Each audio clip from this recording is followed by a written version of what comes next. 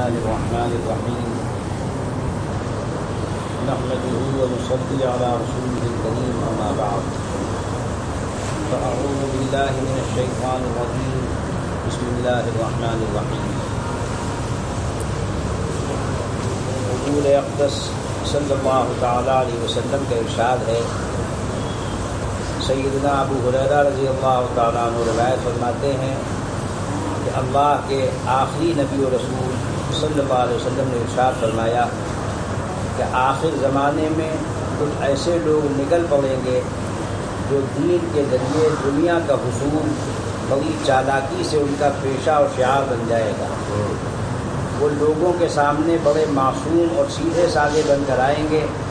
بڑی میٹھی شکل سے بھی زیادہ شیریں کلامی کے فن کے ماہر ہوں گے، مگر ان کے سینوں میں جس کو بھیڑوں کی کھال سے سجائے ہوئے ہوں گے وہ انسانیت کا خون چوسنے والے بھیڑیوں کے دل رکھتے ہوں گے. ایسے گھناؤنے فساد سے بھرے ہوئے معاشرے پر غیرت الہی بلکہ غضب الہی پکار اٹھے گا کہ یہ لوگ میرے لطف و کرم سے بے بنیاد بےہودہ توقعات لگائے بیٹھے ہوئے ہیں یا میرے مقابلے پر ڈھیٹ بن گئے ہیں اور میرے غضب کو چیلنج کر رہے ہیں.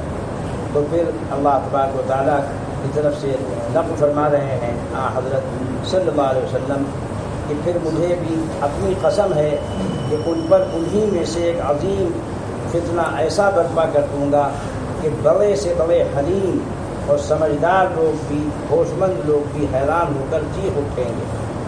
نبی کریم صلی اللہ علیہ وسلم کی یہ ایک ایسی پیشن گوئی ہے جس سے یہ محسوس ہوتا ہے کہ عالم الغیب و شہادہ مالک الملک نے ہماری اس زمانے کی تصویر پیش کر دی کہ نبی آخر الزمان صلی اللہ علیہ وسلم نے اس کو ہمارے سامنے رکھ دیا اور گویا آپ آنکھوں دیکھا وہ حال جس سے ہم آج دوچار ہیں 1400 سال پہلے بیان فرما رہے ہیں. اس وقت جو صورتحال عرب سے عدم تک ہے اس کو بیان کرنے کی ضرورت نہیں، وہ آپ ہم سے زائد واقف ہیں. حضرت صلی اللہ علیہ وسلم کی رسالت کی تصدیق پر ہم اپنے دل کو شہادت دینے پر بے شک و شبہ مجبور پاتے ہیں. ہر مومن کا کام یہ ہے، مرد ہو یا عورت، کہ وہ ہر وقت دل اور زبان سے کلمہ توحید و رسالت کا اقرار کرتا رہے. لا الہ الا اللہ، لا الہ الا اللہ، لا الہ الا اللہ، یہ افضل الذکر ہے. حدیث شریف میں آتا ہے کہ ہر چیز کو زنگ لگ جاتا ہے، لہذا دلوں کو بھی زنگ لگ جاتا ہے، اور اس کی صفائی کا طریقہ کیا ہے؟ اللہ کا ذکر. اللہ کا ذکر جتنا کیا جائے گا اتنا ہی دلوں کا زنگ دور ہوگا. اور ہم لوگوں کی غفلت کہ ہم لوگ ذکر کا مطلب نہیں سمجھتے، ناواقفیت کی حد ہے. قرآن پاک یہ بھی اعلیٰ درجے کا ذکر ہے اور اللہ تبارک و تعالیٰ سے قریب کرنے کا ذریعہ ہے. اس لیے جہاں تک ہو سکے گھر میں کوئی مرد عورت بڑا چھوٹا بوڑھے بچے ہر وقت طہارت کا اہتمام رکھیں، ناپاک رہنے سے دور رہیں، پاک رہنے کا اہتمام کریں، طہارت کا اہتمام کریں. طہارت نصف ایمان ہے. اکثر لوگ نماز سے یہ کہہ کر عذر کر دیتے ہیں کہ کپڑے پاک نہیں ہیں یا جسم پاک نہیں ہے، تو معلوم ہوا کہ سب سے پہلے آدمی کو نجاست کا عذر لگ جاتا ہے. تو طہارت کا اہتمام جتنا کریں گے اتنا ہی پھر آگے کی توفیق انشاءاللہ ملے گی. حدیث شریف میں آتا ہے 3 سوالات تو مشہور ہیں، لیکن حدیث شریف میں آتا ہے کہ ایک سوال چوتھا بھی ذکر کیا گیا ہے کہ من ربک ما دینک ما رسولک. مختلف الفاظ آگے پیچھے بھی آئے ہیں، بعض مقدم مؤخر بھی ہیں روایات میں. کہ تمہارا دین کیا ہے، تمہارا پروردگار کون ہے، تمہارے رسول کون ہے. یہ قبر میں پہلی منزل ہے، پہلی منزل کے یہ سوالات ہیں.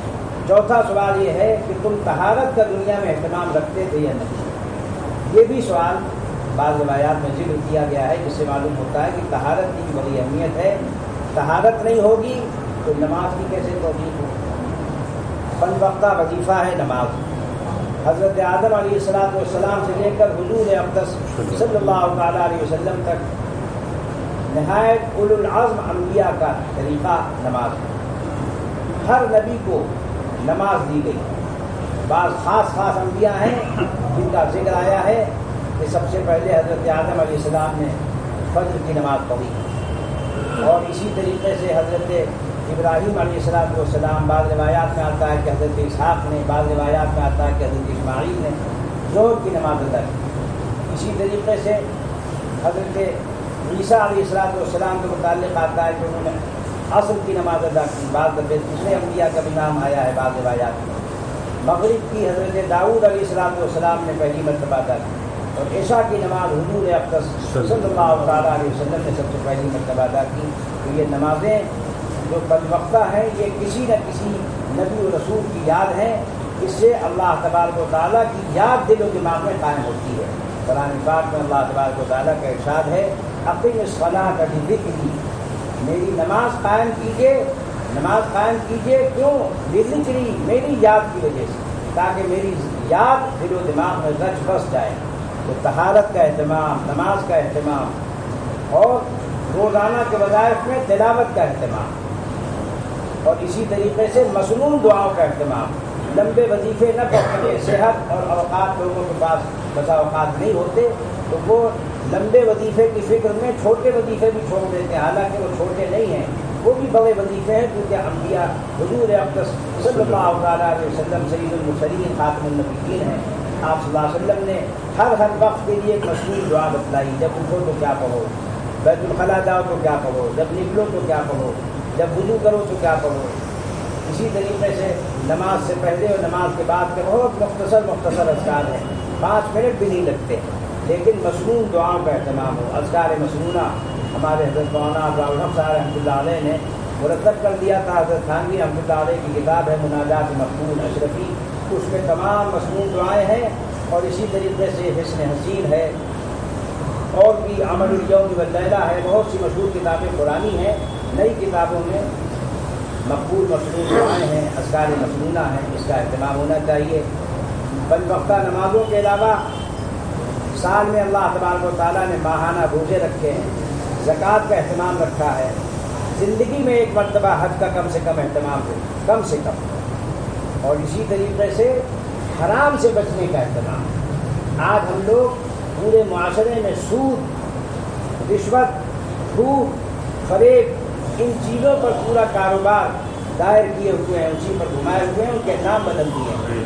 حدیث شریف میں آتا ہے کہ قیامت کے قریب یہ بھی ایک فتنہ عام ہوگا کہ لوگ حرام چیزوں کو نام بدل کر اختیار کرتے ہیں، یسمونہا بغیر اسمہا، نام اس کا بدل دیں گے کہ یہ شراب نہیں ہے بلکہ یہ ویسے ہی ٹھنڈی بوتل ہے۔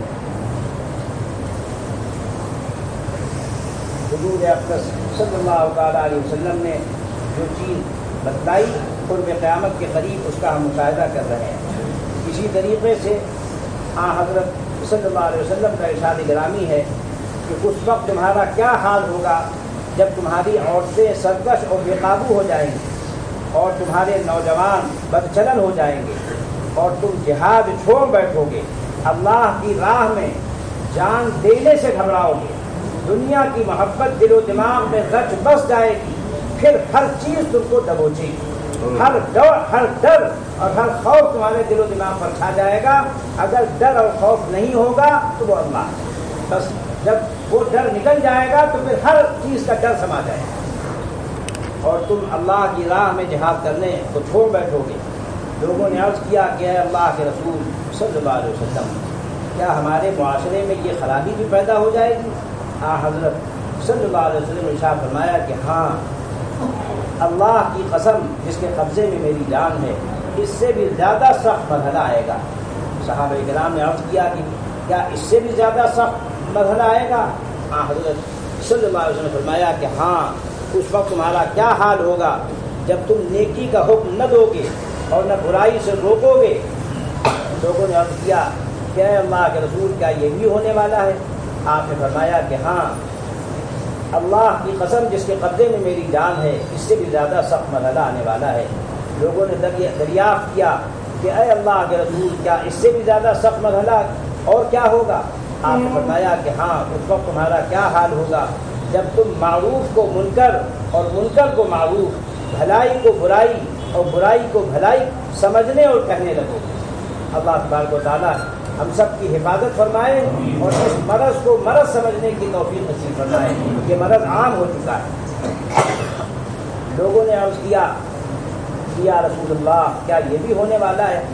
آپ نے ارشاد فرمایا ہاں اللہ کی قسم جس کے قبضے میں میری جان ہے اس سے بھی زیادہ سخت مرحلہ آنے والا ہے. لوگوں نے عرض کیا کہ اے اللہ کے رسول اس سے بھی زیادہ شدید مرحلہ اور کیا ہوگا؟ حضرت صلی اللہ علیہ وسلم نے ارشاد فرمایا تمہارا کیا حال ہوگا جب تم برائی کا حکم دو گے اور نیکی سے روکو گے. لوگوں نے عرض کیا کیا امت پر یہ مرحلہ بھی آنے والا ہے؟ آپ نے ارشاد فرمایا کہ ہاں اللہ کی قسم جس کے قبضے میں میری جان ہے اس سے بھی زیادہ سخت مرحلہ آنے والا ہے. اللہ تعالیٰ کی قسم کھا کر فرمایا کہ دیکھو ایسے موقع پر اللہ تبارک و تعالیٰ کا ارشاد ہے کہ میں اس مرحلے میں جب امت داخل ہو جائے گی تو ان کو ایسے ایسے فتنوں میں مبتلا کروں گا کہ ان کے عقل مند اور ہوش مند حیران ہو جائیں گے اور ان کی سمجھ میں کچھ نہ آئے گا کہ ان فتنوں سے ہم کیسے بچیں اور کیا کریں اور کہاں بھاگ کر چلے جائیں. اس کے بعد حضرت سیدنا ابو بکر صدیق رضی اللہ تعالیٰ عنہ فرماتے ہیں کہ رسول اللہ صلی اللہ علیہ وسلم نے ارشاد فرمایا کہ جو لوگ جہاد سے بھاگیں گے تو اللہ تبارک و تعالیٰ ایسے لوگوں پر عذاب مسلط کر دے گا.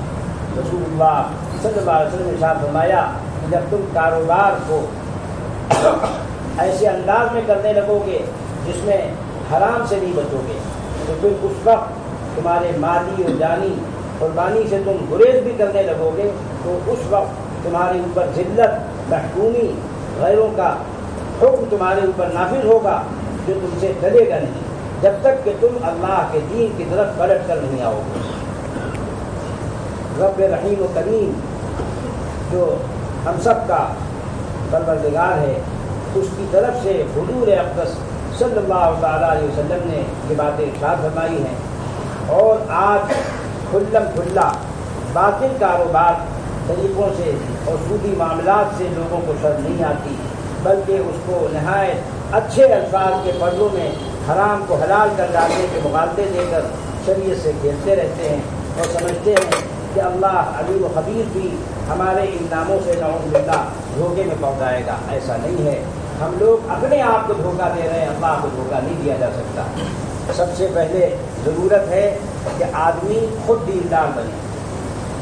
جب تک آدمی خود دیندار نہیں ہوگا اس وقت تک اس کا عمل دیکھے بغیر اس کے گھر والے, اس کے چھوٹے بڑے کوئی بھی متاثر نہیں ہو سکتے.